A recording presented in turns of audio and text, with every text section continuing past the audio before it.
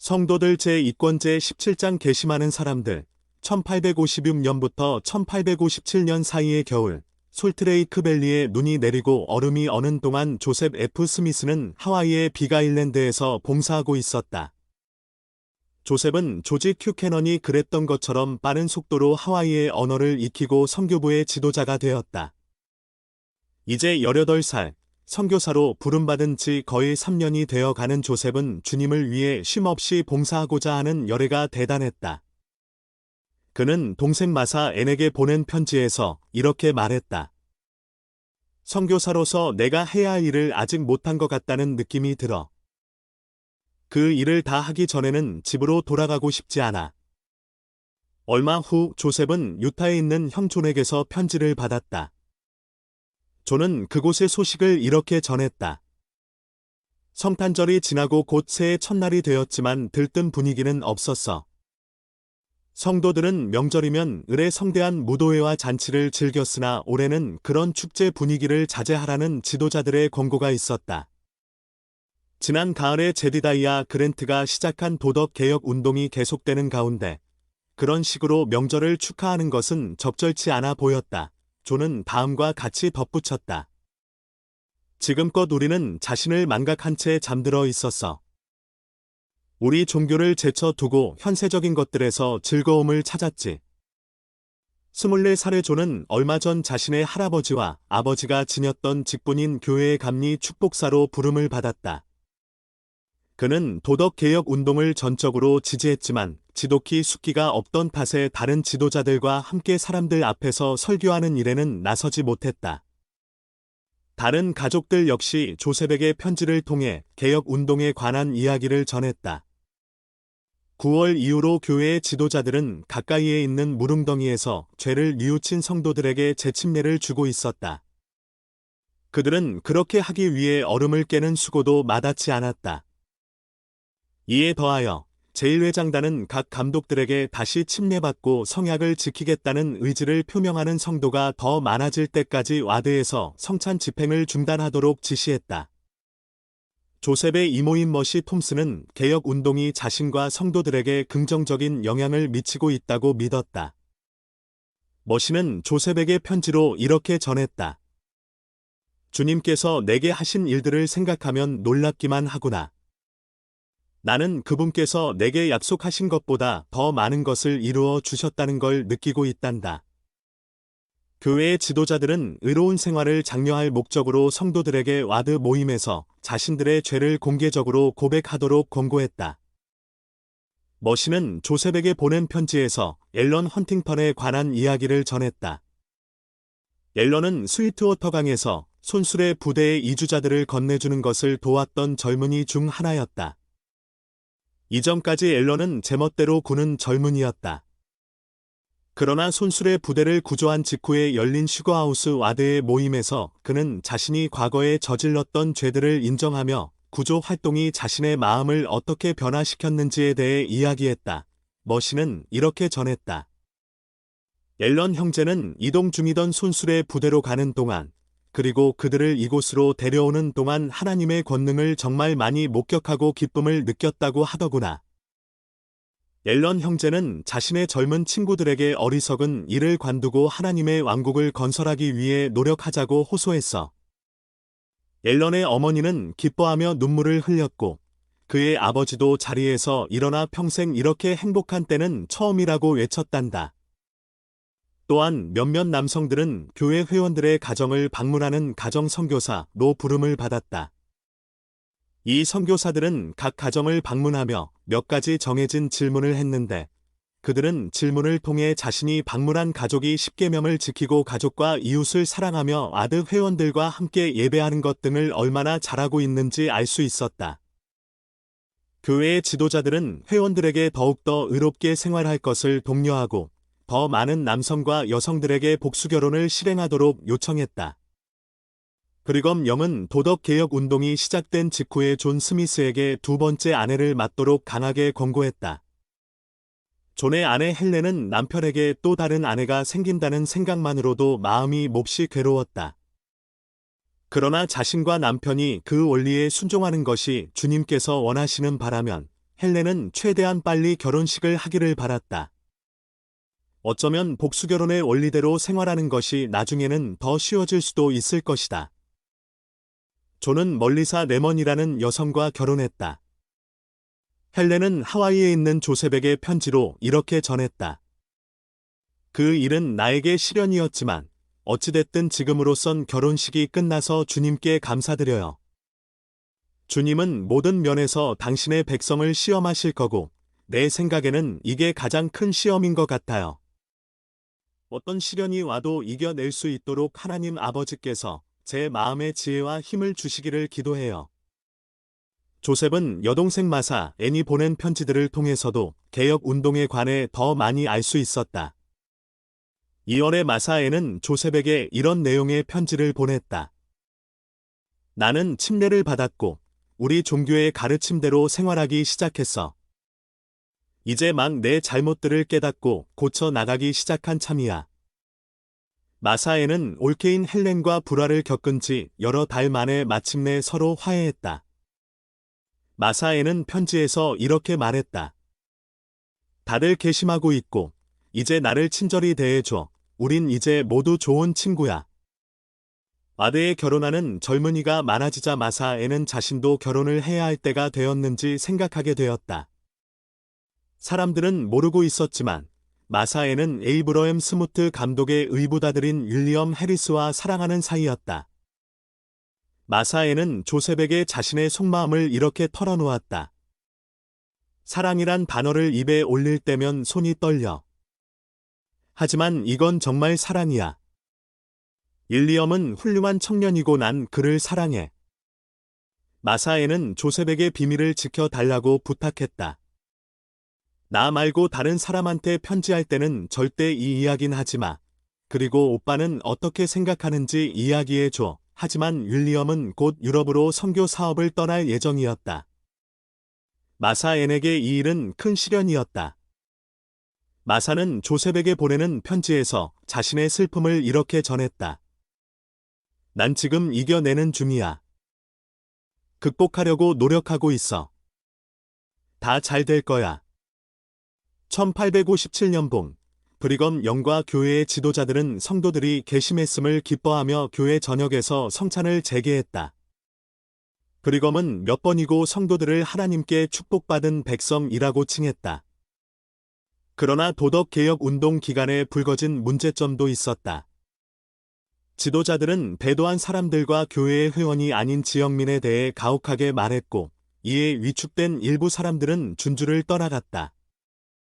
잦은 가정 방문과 공개적인 고백으로 당황스러움이나 혼란이 야기되거나 위협적인 상황이 벌어질 때면 감독과 가정 선교사, 교회 회원들 사이에도 갈등이 생기기도 했다.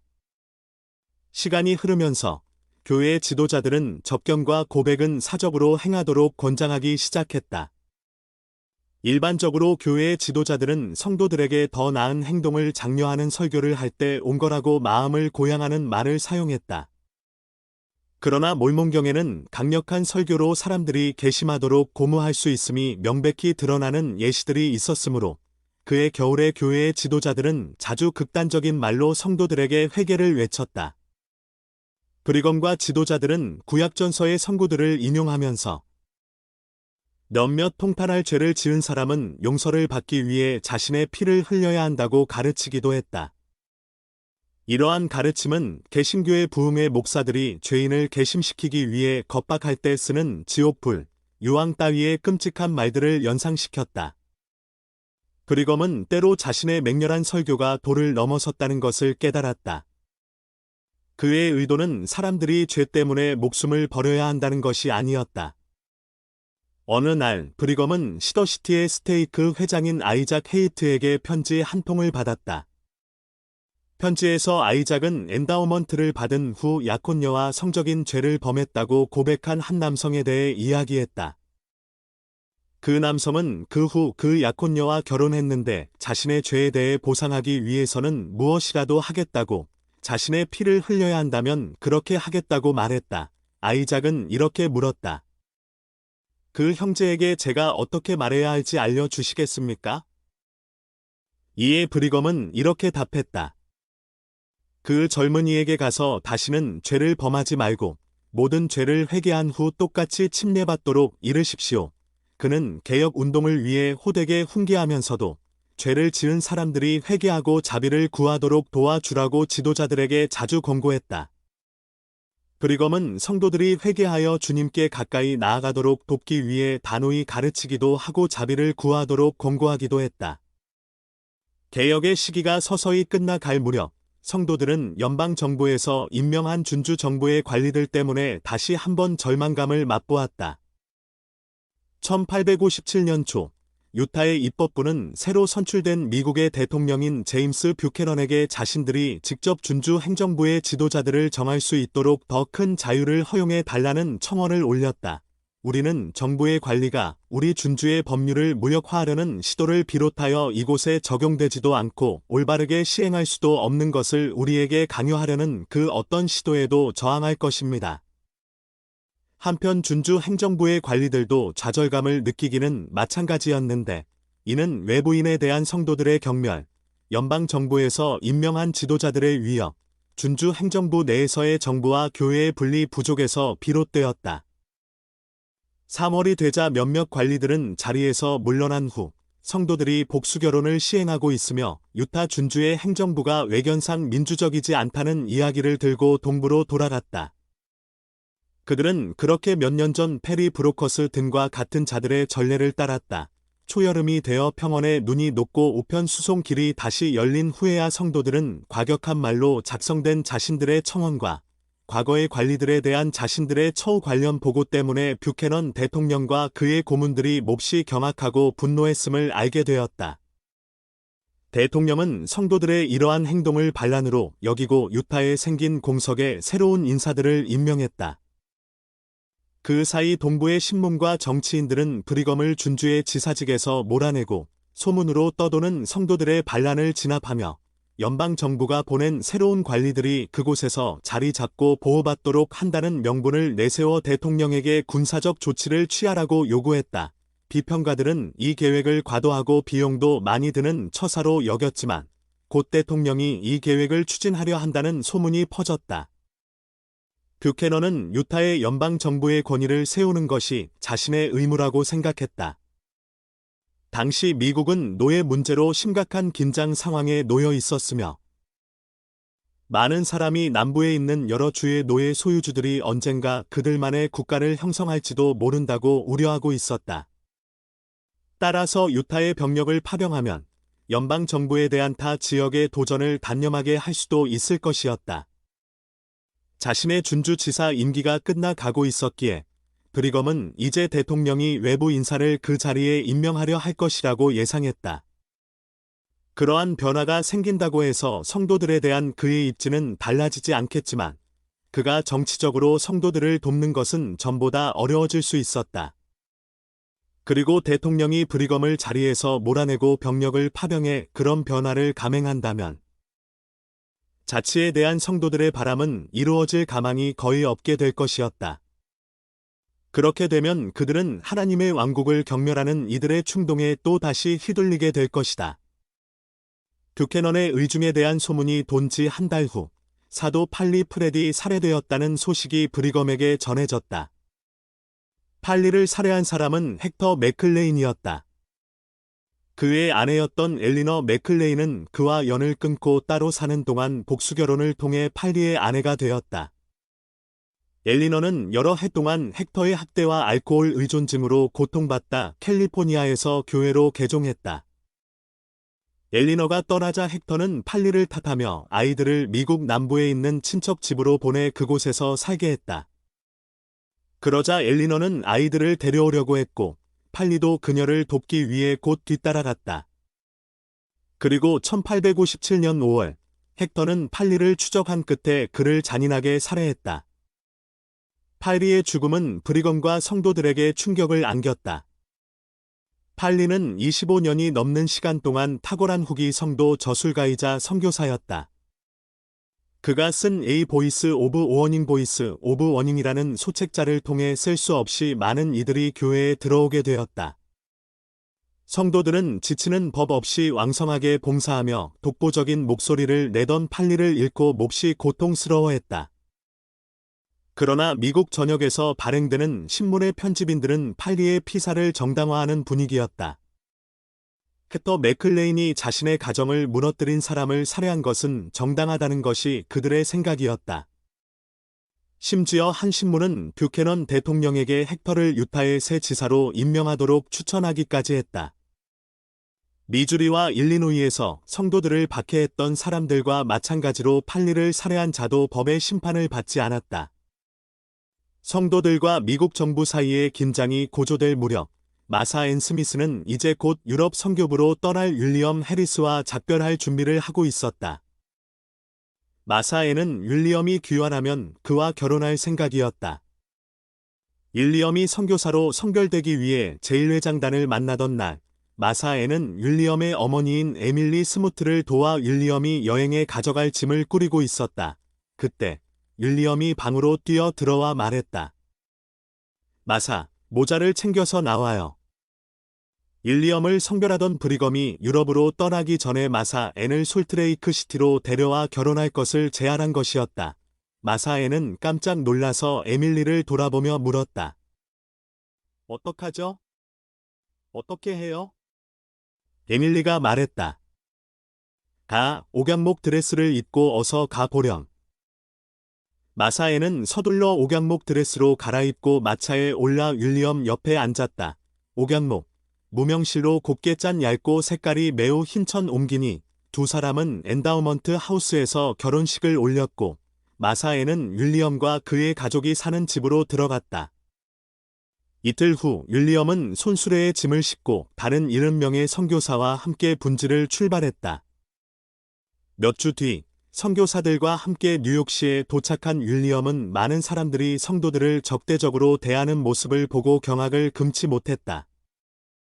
윌리엄은 이제 한 가족이 된 조셉 F. 스미스에게 다음과 같은 편지를 썼다. 성도들과 교회의 지도자들에 대한 온갖 비방의 말이 다 들려옵니다. 사람도 신문도 모두 유타 이야기뿐입니다. 다들 연방 정부가 유타의 지사와 병력을 파병할 것이라고 합니다. 그렇게 임명된 지사는 준주에서 미국의 법을 강제로 집행하고 여성을 해방할 것이며 영 회장님이 저항한다면 그분을 교수형에 처할 것이라 합니다. 성도들이 분지에 도착한 지 10주년이 되던 1857년 7월 24일 스무트 가족은 브리검 영 및 2,000명의 성도들과 함께 솔트레이크 시티 동쪽 산에 있는 호수로 야유회를 갔다. 오전에 성도들은 여러 정착촌에서 온 관악대들의 연주를 들으며 낚시를 하고 춤을 추고 담소를 나눴다. 높이 뻗은 두 그루의 나무 꼭대기에서 미국의 국기들이 휘날리는 가운데 성도들은 오전 내내 추포를 쏘고 준주 민병대의 훈련을 구경하고 연설을 들었다. 그러나 정오 무렵 에이브러햄 스무트와 포터 로겔이 말을 몰고 야유회장으로 들어오면서 축제 분위기는 중단되었다. 에이브러햄은 교회 일로 미국 동부에 출장을 갔다가 막 돌아온 참이었는데 돌아오는 길에 화물을 실은 우마차가 서쪽으로 가는 것을 보았던 것이다. 현재 미국의 대통령은 새로운 지사와 함께 1,500명에 이르는 군대를 공식적으로 유타로 보냈으며 그 우마차들은 군대의 물품을 지원하기 위해 이동하는 것이었다. 또한 연방정부는 성도들과 동부 사이의 소통을 효과적으로 차단하기 위해 유타 준주로 가는 우편 업무를 중단시켰다. 이튿날 브리검 영과 성도들은 군대가 들이닥칠 것에 대비해 솔트레이크 시티로 돌아갔다. 8월 1일 준주 민병대의 사령관인 데니얼 웰스는 장교들에게 전쟁을 위해 준주의 모든 공동체를 준비시키라는 명령을 전달했다. 이에 따라 성도들은 조금의 식량도 허투루 쓰이지 않도록 식량을 비축해야만 했다. 데니얼은 성도들에게 캘리포니아로 가는 우마차 행렬의 곡물 등 여러 물품을 팔지 말라고 지시했다. 군대가 분지를 포위하면 성도들은 살아남기 위해 가진 모든 것을 총동원해야 할 것이었다. 또한 브리검은 외딴 지부와 정착촌의 선교부 회장 및 교회 지도자들에게 선교사들과 성도들을 유타의 집으로 보내달라고 요청했다. 그는 당시 샌프란시스코에서 태평양 선교부를 감리하고 있던 조지 큐 캐넌에게도 다음과 같이 지시했다. 봉사한 기간에 상관없이 그곳에서 일하는 장로들을 해임하십시오. 부모들이 그들을 손꼽아 기다리고 있으므로 최대한 많은 젊은이를 설득하여 이곳으로 돌려보내 주십시오. 잔혹하기로 이름난 윌리엄 하니 장군이 유타로 진군해 오는 군대의 지휘관으로 오고 있다는 소식이 브리검에게 전해졌다. 하니는 자신이 성도 대부분에게 적대감이 없다고 주장했지만 누가 봐도 그는 브리검과 교회의 지도자들을 처벌하기로 작정한 것 같았다. 브리검은 생각했다. 나를 교수형에 처하기 전에 재판정에 세울지 말지만 결정하지 않았을 뿐이겠지. 솔트레이크 시티와 그 주변 지역의 성도들이 군대가 쳐들어올 것에 대비하는 동안 조지 A. 스미스는 준주의 남부에 있는 정착촌들을 다니며 군대가 오고 있다는 소식을 알렸다. 8월 8일 그는 6년 전 자신이 설립을 도왔던 페러원이라는 마을에 도착했다. 그곳의 성도들은 그를 사랑하고 신뢰했다. 이니 그곳에도 군대에 관한 소식이 닿은 터라 사람들은 모두 안절부절 못하고 있었다.